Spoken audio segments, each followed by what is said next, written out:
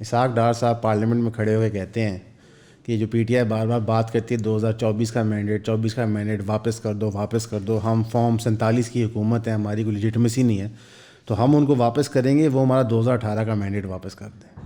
بڑی انٹرسٹنگ بات ہے. انہوں نے سچ بولا. 18 میں مینڈیٹ چوری ہوا پی ایم ایل این کا, دیا گیا پی ٹی آئی کو, تب نور نظر وہ تھے.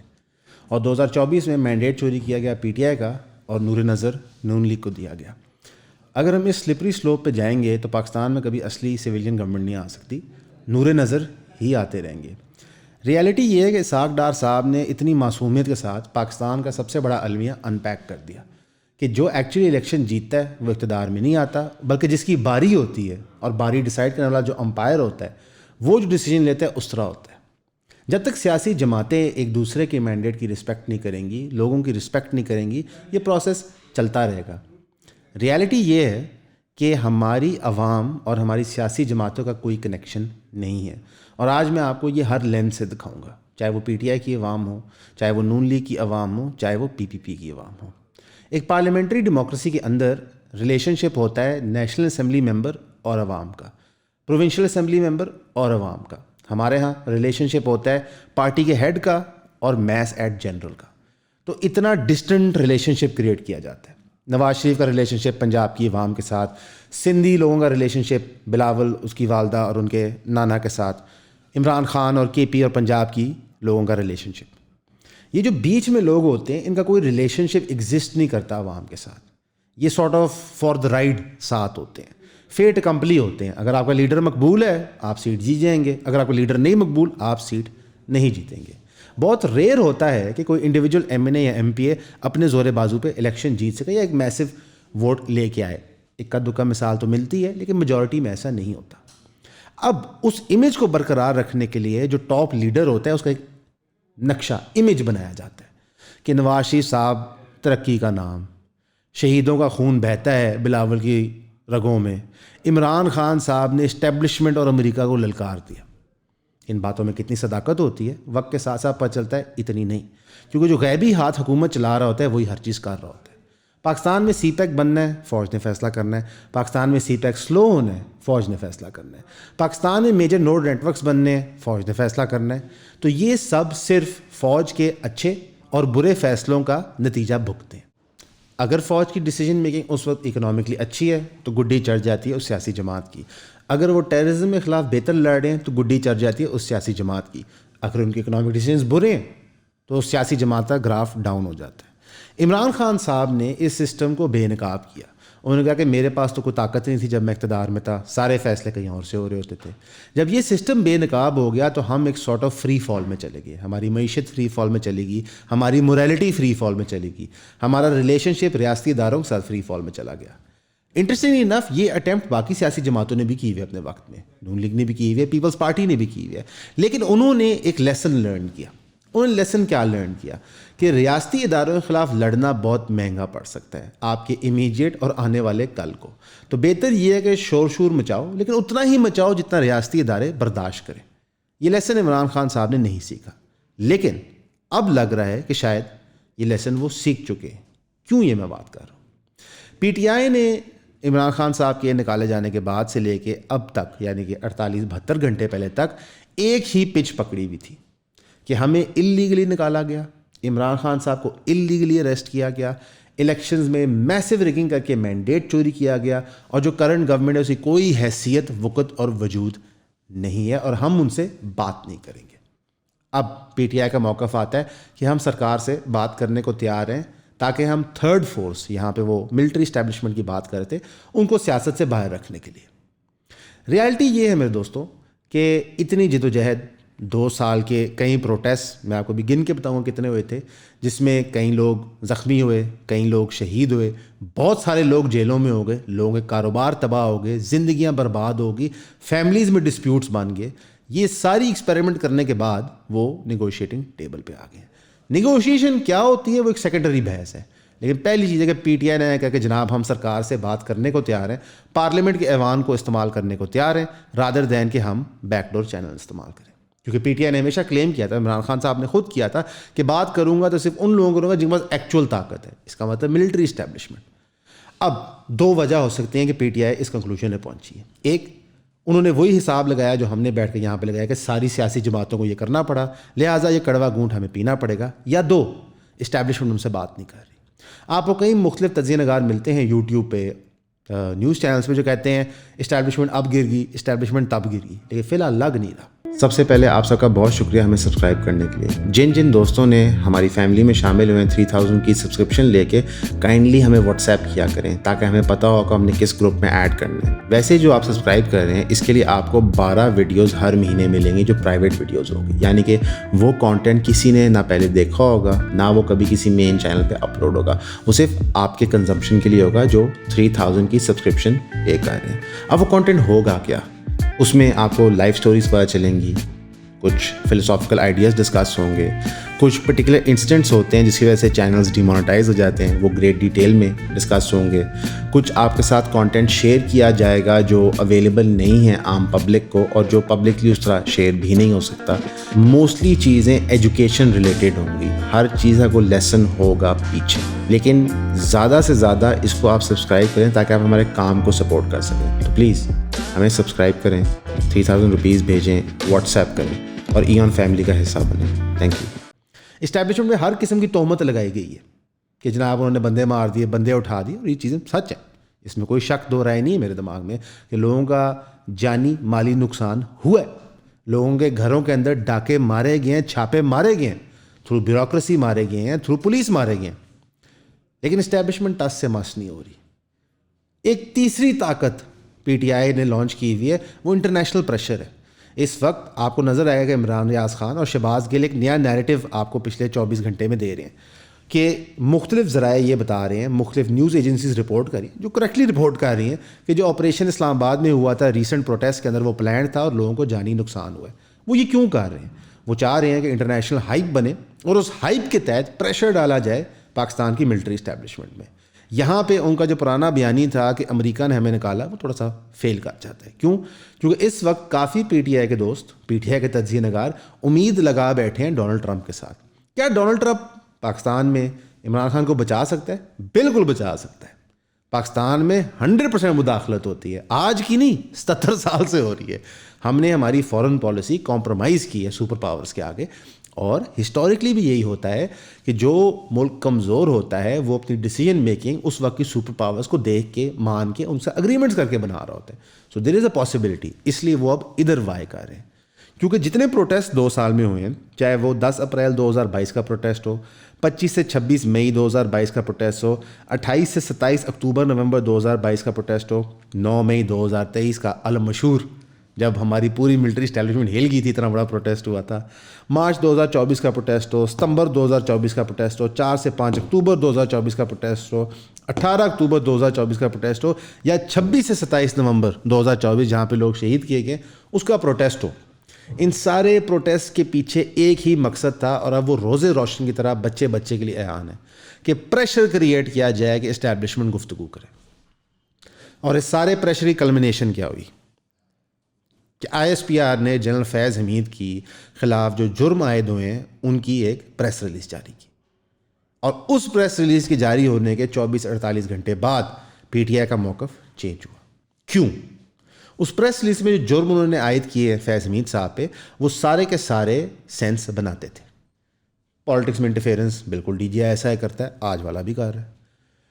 لوگوں کی جان اور مال کو نقصان پہنچانا بالکل آج کا بھی کر رہا ہے. تو وہ جو چیزیں لکھتے فیض صاحب سے وہ سچ تھی. اس پریس ریلیز کی جو نیچے والا پارٹ تھا جو میں نے آپ کو پہلے بھی بتایا تھا، اس کے اندر جو باتیں تھیں وہ انتہائی خطرناک تھی پی ٹی آئی کے لیے. ہوتا کیا ہے، میں نہیں کہہ رہا کہ عمران خان صاحب کو ملٹری کورٹ میں کل لے جائیں گے یا ان پہ ملٹری سزا ہو جائے گی، لیکن وہ گراؤنڈ پورا تیار کر دیا گیا ہے. سپریم کورٹ نے کہہ دیا ملٹری ٹرائل ہو سکتا ہے. عمران خان صاحب کو نقشہ دکھا دیا پی ٹی کو، جناب ملٹری ٹرائل بھی ہو سکتا ہے، 9 مئی میں تو ملوث بھی ہو. اور جنرل فیض حمید جو ہیں، اور یہ اب دیگر ذرائع بتا رہے ہیں، منیف فاروق نے اس پہ رپورٹ کیا، اب سارا عالم نے رپورٹ کیا، یہ 2 جرنلسٹ ان کو اسٹیبلشمنٹ کلوز سمجھا جاتا ہے کہ جناب ریٹرن اسٹیٹمنٹس بھی ہیں، ڈاکومنٹس بھی ہیں، ایویڈنسز بھی موجود ہیں. فیض صاحب بھی مانے کہ جناب بالکل یہ سب کچھ ہو رہا تھا، عمران خان صاحب اور پی ٹی آئی کو پتہ تھا. جب بالکل موت دکھائی جاتی ہے تو اکثر بخار منوایا جاتا ہے. میں نہیں سمجھتا کہ ملٹری اسٹیبلشمنٹ اتنی بے وقوف ہے کہ عمران خان صاحب کو سولی بریڈ کہا دے گی. یہ بھٹو کا دور نہیں, یہ 2024 ہے, جدید ٹیک کا دور ہے. اس زمانے میں ویسے بھی ڈکٹیٹرشپس ووگ میں تھیں پورے middle east south east Asia میں. امریکہ جگہ جگہ وہ کو سپورٹ کر رہا تھا. اس وقت امریکہ کو دنیا میں فیس رکھنے کے لیے نان ڈکٹیٹرشپس کو سپورٹ کرنا پڑتا ہے, یعنی ڈیموکریسیز کو, لوگوں کی ول کو سپورٹ کرنا پڑتا ہے. اسی لیے اب پی ٹی آئی کا موقف چینج ہو رہا ہے. لیکن یہاں پہ ایک اور پرابلم ہے. پی ٹی آئی ہے کیا barrister Gauhar P T I کے ترجمان ہیں, کیا علی امین صاحب ہیں, کیا بشرا صاحبہ ہیں, کیا علیمہ صاحبہ ہیں, یا عمران خان صاحب ہیں؟ ہر بندے کا بیان مختلف ہے, ہر بندے کی انڈرسٹینڈنگ آف تھنگز مختلف ہے, کوآرڈینیشن آپس میں کوئی نہیں ہے. شیر افضل مروت, جن کو پیار سے طارق صاحب شیر اللہ مروت ہر ویڈیو میں غلطی سے کہہ دیتے ہیں, ان کا اپنا ایک موقف بیان ہے. تو جہاں پہ uniformity of understanding of problem نہ ہو اور اس کے رسپانسز نہ ہو, وہاں پہ کھچڑی ہی پکتی ہے. اور اس کھچڑی کا سب سے زیادہ نقصان ہوا ہے عام عوام کو, جو پی ٹی آئی سے محبت کرتی ہے, جو عمران خان سے محبت کرتی ہے. جو منظر ہم نے دیکھے یہ جو آخری پروٹیسٹ ہیں اس کے اندر, تو عوام ڈس ہارٹ نظر آئی کہ جناب ہمارے لیڈران ہمیں چھوڑ کے جا رہے ہیں. اب یہاں پہ آپ کو ایک بات سمجھنی ہوگی. عمران خان صاحب کا مینڈیٹ چوری ہوا, اسٹیبلشمنٹ نے کر کے دیا. ظلم اور فسطائیت اسٹیبلشمنٹ نے through current government and Punjab police نافذ کی. اس کا سکیل بھی بہت زیادہ تھا, پر پرنسپلی سپیکنگ یہ سب کچھ 18 میں بھی ہوا, اس کے بعد بھی ہوا, سکیل کم پہ. اس وجہ سے کوئی سیاسی جماعت پی ٹی آئی کے لیے نرم گوشہ نہیں رکھتی. ان کے جتنے بھی ورکرز ہیں وہ نرم گوشہ نہیں رکھتے. انہوں نے ایک کم سکیل ورژن میں یہ ساری چیزیں فیس کی تھیں. ہم بالکل کنڈون نہیں کرتے جو پی ٹی آئی ان کے ورکروں کے ساتھ ہو رہا ہے. ہم بالکل کنڈون نہیں کرتے سویلینز کا مینڈیٹ چوری کرنا. ہم بالکل کنڈون نہیں کرتے جوڈیشری کو ٹیک اوور کرنا. لیکن ہمیں ہسٹوریکل پس منظر سامنے رکھنا ہوگا ٹو انڈرسٹینڈ کہ ہمارے ملک میں کیا ہو رہا ہے, کیوں ہو رہا ہے, اور کیوں نارملی ان چیزوں پہ جس پہ ایک ایموشنل ریئیکشن ہر انسان کا آنا چاہیے وہ نہیں آ پا رہا. یہ وہ ساری وجوہات ہیں. میڈیا کا جو کام تھا اس ساری سچویشن میں وہ نہیں کر پا رہے, اور اس کی میں وجہ بتا دیتا ہوں. میں ایک چھوٹی سی مثال دوں گا. آفتاب اقبال صاحب جو پی ٹی آئی کی بہت تعریف کرتے ہیں, پی ٹی آئی کے بہت کلوز ہیں, فیض حمید صاحب کے دور میں ان کو 1.5 ارب روپیہ پلس دیا گیا تھا ان کے ٹی وی چینل کو. جب ابصار عالم نے یہ کہانی بریک کی تھی تو انہوں نے دعویٰ کیا تھا آفتاب اقبال صاحب نے کہ میں ابصار عالم کے اوپر نوٹس بھیجوں گا. ڈیفیمیشن کا بھیجیں گے, ظاہری بات ہے. 6 مہینے ہو گئے وہ نوٹس نہیں آیا. اس کی وجہ یہ ہے کہ ان باتوں میں صداقت ہے. آج شہباز گل نے ایکسپوز کیا کہ شاہد افریدی کی ٹویٹس کو پازیٹیولی ری ٹویٹ کرنے پہ 500 روپیہ فی ری ٹویٹ مل رہا ہے رینڈم لوگوں کو, جو اتنے امپورٹنٹ بھی نہیں ہے. اور ساتھ ہی انہوں نے کہا کہ سوچیں گے جو بڑے صحافی ہیں جو تعریفوں کے پل باندھ رہے ہیں نون لیگ کے, اسٹیبلشمنٹ کے, ان کو کتنے پیسے مل رہے ہوں گے. تو شہباز گل صاحب بتانا یہ بھول گئے کہ جب وہ اقتدار میں تھے, ان کی پارٹی اقتدار میں تھی, تو وہ کتنے پیسے دے رہے تھے ڈیجیٹل واریئرس کو اور ان لوگوں کو جو ٹی وی پہ ان کی من پسند خبریں چلاتے تھے. نقشہ سمجھ رہے کہ جو عمل پی ٹی آئی نے اپنے دور میں کیا اور سیاسی مخالفین سے میڈیا کے ساتھ, وہی چیزیں ان کے خلاف ہو رہی ہیں ٹائمز 10 ٹائمز 100. برداشت نہیں ہوتی کسی سے. جہاں تک انقلاب کی بات ہے, میری خواہش ہے انقلاب ہے. میری خواہش ہے پاکستان کی عوام ریجیکٹ کرے ان لیڈران کو جو جھوٹ بولتے ہیں, دجل سے کام لیتے ہیں, جو سجے کے دکھائے کھبی مارتے ہیں. میری خواہش ہے کہ عوام جو ہے وہ جینونلی عسکری اداروں کو بیرکس میں واپس بھیجے, فرضی بائیکاٹ کر کے نہیں, ایکچول پالیسیز کے تحت. پارلیمنٹ میں یقین رکھے, پارلیمانی پروسیڈنگز میں یقین رکھے, جوڈیشری میں یقین رکھے, اس کو ٹھیک کرے. لیکن ایسی کوئی موومنٹ ہمارے اندر چل نہیں رہی. ہمارے اندر اس وقت جو موومنٹ چل رہی ہے وہ عمران خان ریلیف موومنٹ ہے. جس طرح نواز شریف صاحب نے اپنی تحریک چلائی تھی مجھے کیوں نکالا, وہ نواز شریف صاحب ریلیف پیکج تھا. جس طرح زرداری صاحب نے پوسٹ بے نظیر جماعت کو تیار کیا اپنے اولاد کے لیے. یہ سب کچھ مفاد میں کیا جا رہا ہے. اس لیے پاکستان کے اندر سے ایک زندہ بھاگ پالیسی ہے, جو یہاں سے نکل سکتا ہے نکلتا ہے. لیکن ریالٹی یہ ہے کہ میں اور آپ افورڈ نہیں کر سکتے یہاں سے جانا, مورالٹی کی وجہ سے, محبت کی وجہ سے, زندگی کی وجہ سے. یہ پاکستان ہمارا ہے, اس کو ہم نے ریکلیم کرنا ہے. ریکلیم کیسے کریں گے؟ اپنے موقفات سامنے رکھ کے. سب سے پہلا موقف آپ کا یہ ہونا چاہیے کہ میں جو ووٹ دیتا ہوں اس کو پروٹیکٹ کیا جائے ایٹ اینی کاسٹ. کوئی بھی آپ کا ایم این اے یا ایم پی ہے اس کو کمپرومائز نہ کر سکے، چاہے پارٹی شفٹ کر کے، چاہے سینٹرل پارٹی کمانڈ کے ڈیسیجن کو توڑ کے۔ دوسرا، کوئی بھی انفارمیشن جو ہمیں دی جاتی ہے اس کی ویریفیکیشن کی جائے۔ اس سے میں سمجھتا ہوں کہ انجینئر محمد علی مرزا صاحب نے بہت اچھا کام کیا، انہوں نے لوگوں کو اتنا شعور دے دیا ہے کہ حدیث چیک کریں، قرآن کی آیت چیک کریں۔ حدیث اور قرآن یا کوئی بھی دائی ریلیجس جو بتا رہی ہوتی ہے اس کا ایک لیول ہوتا ہے جس کے تحت کوئی چیز بتاتے ہیں، اگر آپ اس کو ڈبل چیک کر سکتے ہیں تو آئی ایم شیور کوئی یوٹیوبر یا نیوز چینل پہ کوئی بات کہہ رہا ہے تو آپ اس کو ڈبل چیک کر سکتے ہیں۔ اور تیسرا، آپ باقی سیاسی جماعت کے ورکروں کو، عوام کے لوگوں کو جو آپ کے موقف میں شاید نہ مانتے ہو، ان کو دشمن نہ سمجھیں، ان کے خلاف نفرت نہ رکھیں دل میں۔ یہ ساری جماعتوں کے لیے، صرف پی ٹی آئی کو نہیں میں ایڈریس کر رہا، بلکہ ان کو اپنے بھائی ہی تصور کریں جن کا موقف فرق ہے۔ گھر کے اندر دو بھائیوں میں ایک رائے پہ اختلاف ہو جاتا ہے تو ایک دوسرے کو مارتے نہیں ہیں، اور جو مارتے ہیں ان کو ہم جاہل کہتے ہیں، ان کے خلاف مقدمے کرتے ہیں اور چاہتے ہیں کہ ان کو سزا ملے۔ تو آج ایک پاکستانی بھائی پہ حملہ آور ہوا ہے اور ہم یہ سمجھ نہیں رہے، کیوں؟ کیونکہ ہم ڈبوں میں بند بالکل بلائنڈ ہو کے کسی کو فالو کر رہے ہوتے ہیں۔